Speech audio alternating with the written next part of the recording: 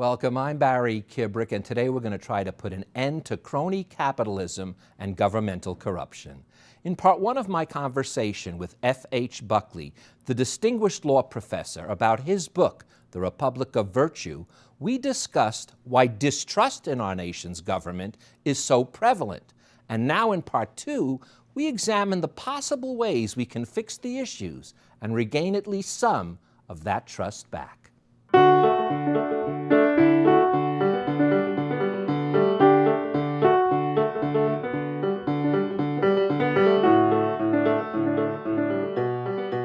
Frank, you didn't go very far, but welcome back anyway for our second edition. Thank you for being here. Thank you for having me. Well, it's my pleasure, and I'm going to start with the way we ended it. As I read your words, we shaped our institutions, and then our institutions shaped us. Now it's our turn together, mostly based on what you wrote in the Republic of Virtue, is for us to change it back. As your subheading says, you know, we created this, now it's our chance to fix it. So that's what we're going to concentrate on. How do we fix the corruption that we know is inherent in humanity, but how do we get it out of our government to the best of our ability? We know there is no silver bullet or panacea or anything like that. A tall order, somewhere along the line when I was writing this, I became friends with a guy called Jack Abramoff. And Jack Abramoff was the subject of a big scandal about 10 years back. He was taking people like Tom DeLay on junkets, and hugely expensive ones. And he ended up going to prison. And afterwards got religion and told me, we are really doing nothing to stop the problem of what is essentially bribery of congressmen. And so I thought, this is really important. And what he had in mind was, well, there's a ban on giving money directly into the pockets of a congressman or a politician. Although, you know, even that, it's hard to get a prosecution. It's hard to get a verdict. But while lobbyists can't give money directly into the pockets of a candidate, what they can do is they can give money to a congressional campaign. They can organize meet and greets. They can even direct a campaign, importantly. Now, they provide good information. You don't want to get rid of them. You couldn't constitutionally. You don't want to. I mean, congressmen arrive in town. What do they know? So a congressman says, well, you know, what you want to know about this bill is it's going to have this impact on your constituents, and that's useful information. But at the same time, they can get too much influence. And when that happens, in those 1,000-page bills, there are these little riders, there are these little goodies that are tossed at the client of the lobbyist. There's another problem similar to that. Right now, if you're a lobbyist, you can approach a congressman and say, well, you know, when you retire, maybe you want to come to work for us. And half the ex-congressmen are working as lobbyists. Now imagine what it's like if a lobbyist whom you expect to be your boss calls you and says, well, there's a little thing I'd like to put into this 1,000-page bill, and your answer would be probably, yes, sir, no, sir, 3 bags full, right? Yeah. And that I would like to see banned. I'd like to see a Chinese wall that would prevent lobbyists from taking jobs on K Street thereafter. Well, you know, you also just mentioned this 1,000-page law.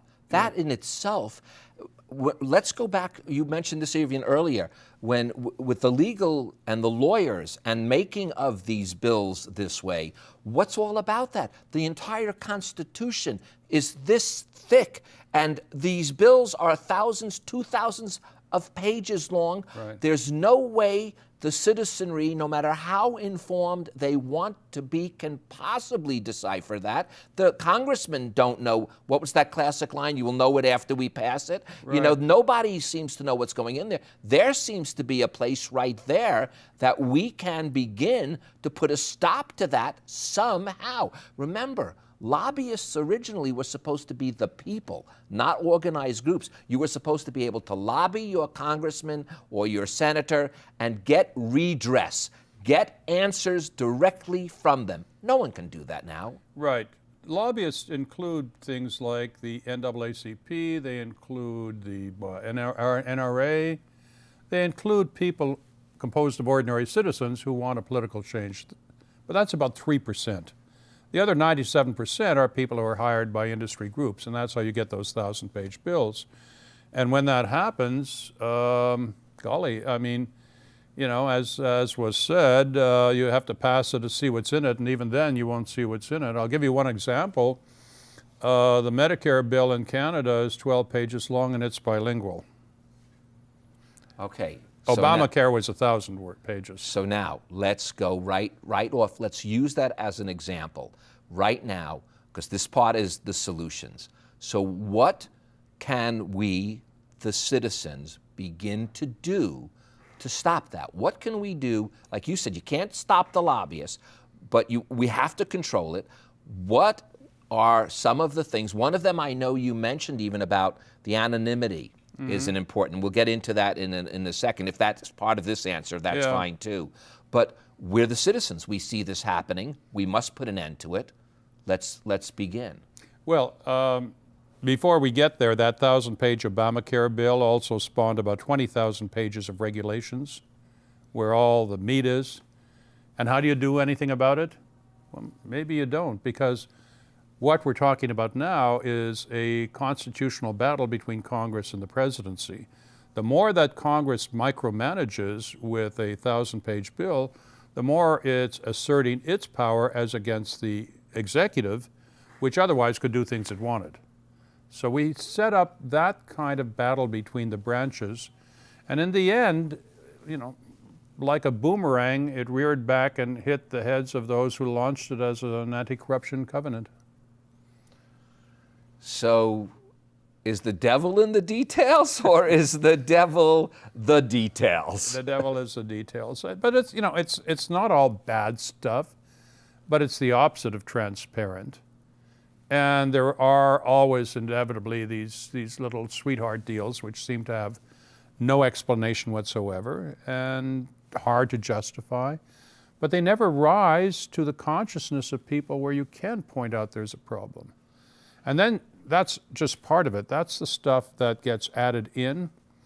There's also the stuff that doesn't get added in, where the lobbyist says, I really would like you not to do this. And it doesn't happen, right? So one of the things that didn't happen, for example, in the tax bill was the wretched carried interest provision, which allows hedge fund managers to treat their income as capital gains. Trump hated it. Everybody hates it. But it was there. It didn't go away. It was something that didn't happen in the tax bill. So we're not going to leave this show, though, feeling inept. We're going to still feel powerful somehow. Yeah. And I'm going to start with one of the ways that I found seemed something we veered away from. And it's what Madison, I believe, suggested this concept, and you write it and call it, and I guess he did too, filtration or refinement of our representatives.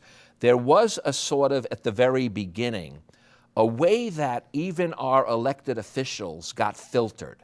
When we started going more to a direct democracy or form of we just vote you in or vote you out, there's no filtration anymore. There's no rising through the ranks. There's no one who you can spot as, hey, he's a virtuous guy, right. She's a virtuous gal. Let's move her up. Let her start up at the city level. Let her move here. Let her move there. There isn't that type. In the last election shown, it could be just the popularity contest. So we really I at least missed that filtration process. You know, I miss the kind of politicians we had in the past. Filtration was Madison's term. He borrowed it from David Hume, with the idea that cream would rise to the top, the people would elect the House would choose the Senate, both together would choose the president. Basically, it's a parliamentary system. But let's go back to Madison for a second, because I'll use his words in your book. Men are not angels, he said, but seekers of private gain. And government should channel self-interest in such a way that it serves the public good. So let's see how maybe we can make that happen, because that's not happening right now. But that almost seems, all right, listen, you want to make as much as you can, fine, but you still have to show something of your virtue in the public sphere. What do we do, Frank? Well, the answer is not in some grand revolution in our way of thinking about Republican virtue or corruption. The answer involves smaller steps, and I am a big fan of junking just about everything in our campaign finance laws, which have the effect of being like a net where the big fish sail through and the small fish get caught. So at one point I wanted to create a group of people for a political cause, and we spent $700-800, and then I kind of realized, well, if I spend over $1,000, I have to register as a political action committee. Now, the Federal Election Commission has provided a helpful 124-page booklet as to what that involves. And basically what it involves is spending about $20,000 on a lawyer to begin with, probably more than that. And we weren't going to go there. So it's as if we're treating politics as so pure that ordinary citizens can't do it, and you can't do it unless you have a lawyer at your side. And that's totally, it's not just undemocratic, it has the effect of advantaging the big bucks donors and the lobbyists. Okay, so again, I'm going for answers here, though. Yeah. So let's go with those lobbyists. One of the things we talked about when we, in episode 1, is the minoritarian misbehavior. And basically, as you described it, those are the earmarks. Those are the things that happen in the Senate when they are horse trading. Literally, I'll give you this, you give me that, I'll give you that would seem something that we should be able to stop. What is stopping us from stopping that? We don't have to accept it when it's money in your pocket. But the ordinary kind of horse trading, that's just, part of a system. Okay. So far, I'm So not feeling much better right now, Frank. Well, look, I think it really would help if ordinary people could more easily get involved without the feeling you could become a felon by making a stupid contribution where you should have had a lawyer beside you. And by the way, one other thing I suggested was anonymous donations, right? That's where I was going next. Yeah. And by the way, when you talk about transparency, that almost at first sounds like anti-transparency. Right. But show us how anonymous donations is almost the most transparent way you can do something. Well, we have anonymous voting, right? I mean, when you vote, you go to the booth and there's nobody around. They're very, very, prissy about that. There's nobody around. Why? Because the way it used to be is somebody'd be paid $5 a vote for Joe Blow, and Joe Blow's friend would go to the booth, and when the voter announced his vote, he'd know whether or not the bribe stuck. Hence, anonymous voting. Anonymous donations, same idea. The problem with donations and money in politics is the idea of pay for play. I'm going to give you money and I want something from you as a consequence. And there's not all that much we can do about it. But if it were anonymous, that would help. A lot of the big donors are ideological, and they're not really trying to get favors, I don't think. I'm not going to name names, right? But on the right and the left, there's a lot of ideological money. And it's not about favors for their company. It's just about how these guys are, forgive me, extreme left-wing or right-wing nuts, okay? That's where they're coming from. In our era of extreme ideological enmities, that's an example of how anonymity might actually help the political process. You could have people voting their preferences more clearly. We talked in the first episode about de Tocqueville and his belief that he saw this American individualism, but what curbed it were these non-governmental organizations ranging from the Masons to the Red Cross to whatever might have been around at the time.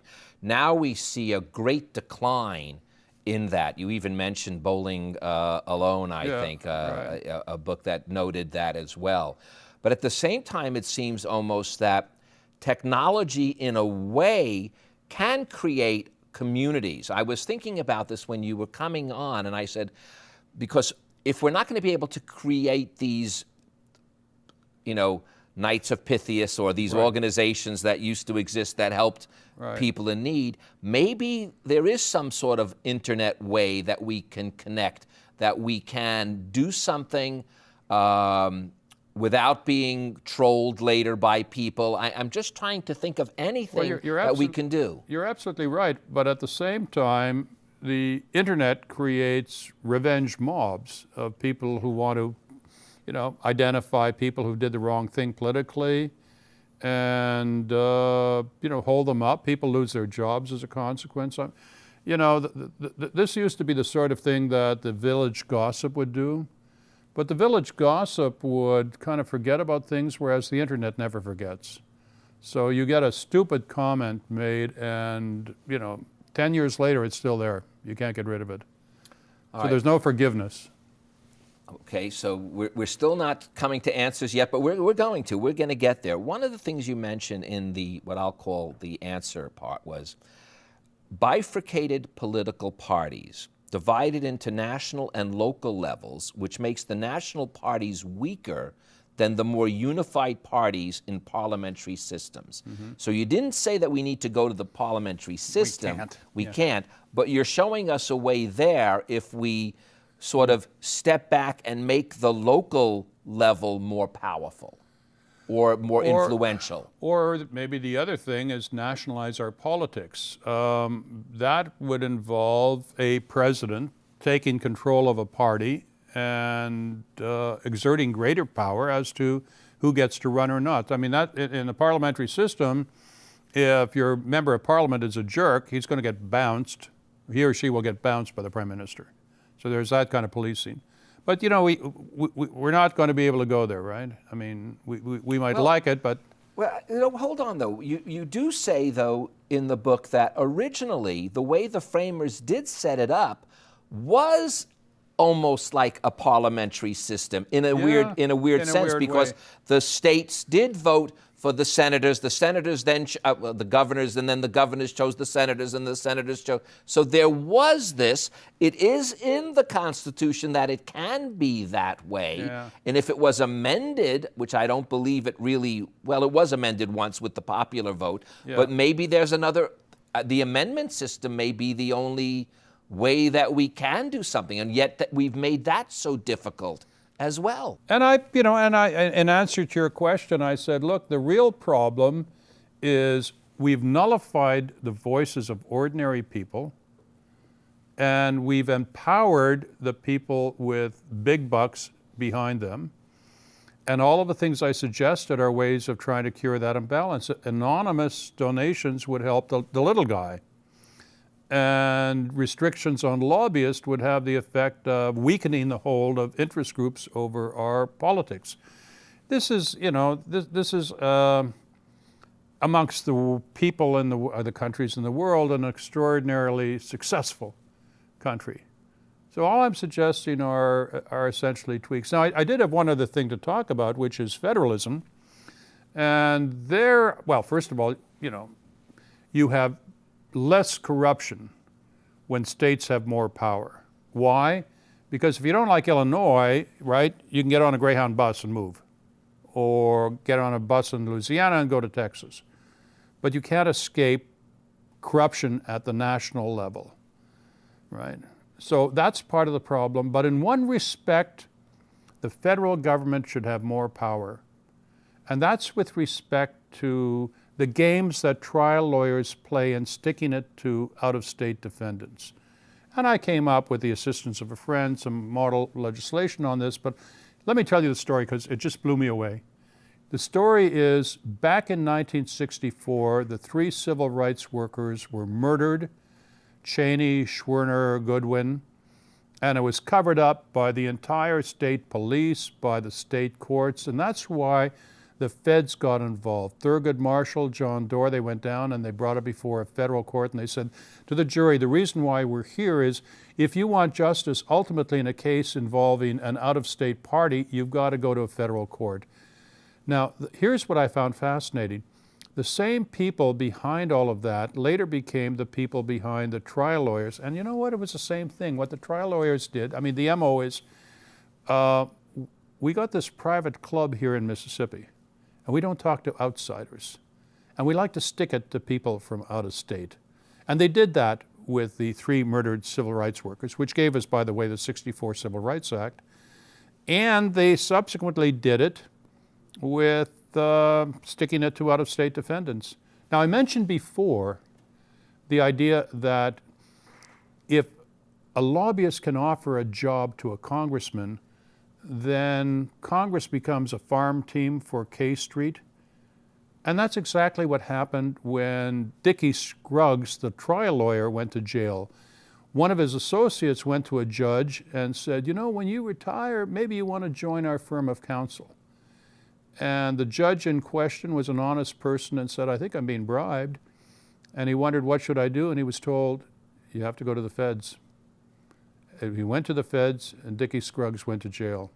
There's a direct line between the Mississippi corruption of the '60s and the Mississippi corruption of the trial lawyers. So again, we have this duality here. You have the corruption when you stick on the state level, and then the federal government's the only one that could step in. Then you have when the federal government is too big, you can't do anything because there's no connection anymore. So, and yet at the same time, we're not caught between a rock and a hard place. You show us that there are, as you said, little tweaks we can do. One of them, as we guess we're hinting at here, is the judiciary system. One of the things that I find very appalling, again, without filtration, is direct elections of judges. No other country has that. And the reason, again, is what happens is you vote in no one knows who these judges are. When you're in California and you see these ballots of these 30 judges, you have no idea who they are in the first place. Yeah. You have no idea except if they even make the statement. Some of them that are sitting just say sitting judge, and that's who's going to get checked in. So again, we go back to that lack of filtration where these could be, and then again, you'd have someone held responsible. Listen, this is what the pick of Senator so-and-so, Congressman so-and-so, local alderman so-and-so, or whatever the case might be. Well, this is why what I proposed has the makings of a strange bedfellows alliance. I mean, on the one hand, the trial lawyers are important donors to the Democratic Party. On the other hand, Democrats, by instinct, favor the assignment of responsibility to the feds. And the feds are not elected. They're appointed. They go through Senate confirmation. And unlike state court judges who are elected and have to worry about getting reelected, the feds don't have to worry about catering to the local trial bar that's going to give them money. It just doesn't happen. It's an entirely different world. I mean, the federal judges are, if there is such a thing, the true aristocrats of America. Wow, that's scary, because that was the one thing, in a way, that our framers were most afraid of, was an aristocratic judiciary. That was what happened in Great Britain, one of the things. So, okay, let's go back then to at least what we know right now. The decline in trust, that is something that exists. And as you say, that is what's truly harming us all. I moved to America and I hung out with a bunch of libertarian folks initially. And they said, you know what's great about America is people don't trust the government. And that means that, you know, you keep government small. But I regret that. I'd like to see the government doing things good for everybody, which only happens when you have more trust. Well, you use these words. There are two kinds of remedies that we are going to try. Either seek to weaken the corrupt influences or aim to empower the non-corrupt ones. Oh, that's right, which is why I'm saying let ordinary people like me who wanted to create to spend more than $1,000, let us do our thing, right? Don't give America's elections over to the lawyers, the election lawyers. That can't be the right thing. Well, we're going to try to do the right thing. Your words, we've made our peace with luxuries and with partisan politics, yet the framers' vision of a virtuous republic, shorn of the prejudices of the day, still remains a worthy ideal. Thank you, Frank. Oh, it's a delight. Thank you so much. My pleasure. For at least giving us a little bit of hope. And as I said, we weren't going to figure it out completely. But you know what? Your close is going to do it. And I'm going to repeat the words that you said before. And I want to thank my viewers again for joining us. And before we leave, I do want to leave you with these few more words from the Republic of Virtue. We are one of the world's richest countries, but that doesn't mean we've gotten everything right. And there are some things we might usefully do without. That's what the framers did in aiming to design an anti-corruption covenant.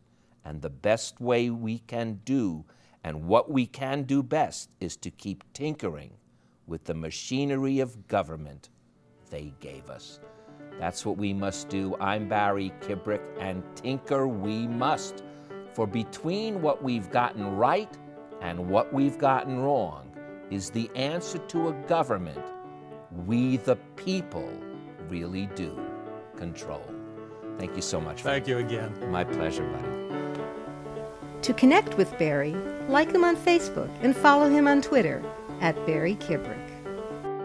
And to contact Barry directly, view past episodes of Between the Lines, and read his weekly blog, visit us at barrykibrick.com.